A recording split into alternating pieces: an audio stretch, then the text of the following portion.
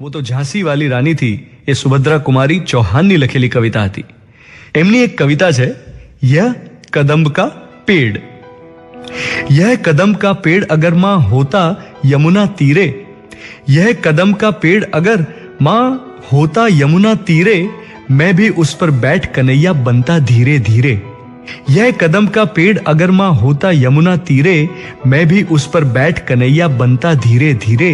ले देती यदि मुझे बांसुरी तुम 2 पैसे वाली, किसी तरह नीची हो जाती यह कदम्ब की डाली.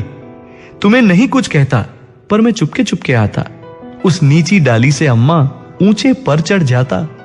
वहीं बैठकर फिर बड़े मजे में बांसुरी बजाता, अम्मा अम्मा कहकर बंसी के स्वर में तुझे बुलाता.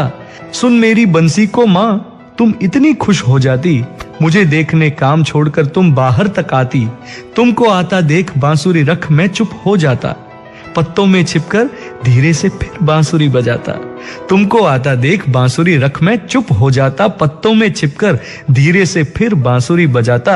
गुस्सा होकर मुझे डांटती, कहती नीचे आ जा, पर जब मैं ना उतरता हंसकर कहती मुन्ने राजा नीचे उतरो मेरे भैया तुझे मिठाई दूंगी, नए खिलौने माखन मिश्री दूध मलाई दूंगी. बहुत बुलाने पर भी मां जब नहीं उतर कर आता, तब मां का हृदय तुम्हारा बहुत विकल हो जाता. तुम आंचल फैलाकर अम्मा वहीं पेड़ के नीचे ईश्वर से कुछ विनती करती, बैठी आंखें मीचे. तुम्हें ध्यान में लगी देख मैं धीरे धीरे आता, और तुम्हारे फैले आंचल के नीचे छिप जाता. तुम घबराकर आंख खोलती पर मां खुश हो जाती, जब अपने मुन्ना राजा को गोदी में ही पाती. इसी तरह कुछ खेला करते हम तुम धीरे धीरे, यह कदम का पेड़ अगर मां होता यमुना तीरे. પ્રકૃતિ અને મનુષ્ય વચ્ચેનો પ્રેમ એટલે માં અને દીકરા વચ્ચેનો પ્રેમ, એ સરખામણી બહુ જ સરસ રીતે સુભદ્રા કુમારી ચૌહાણે આ કવિતામાં કરી છે. ગ્રીન કવિતા તમે સાંભળી ઓન રેડિયો મિર્ચી 98.3 FM. હું છું tree idiot Dhvanit. Good morning.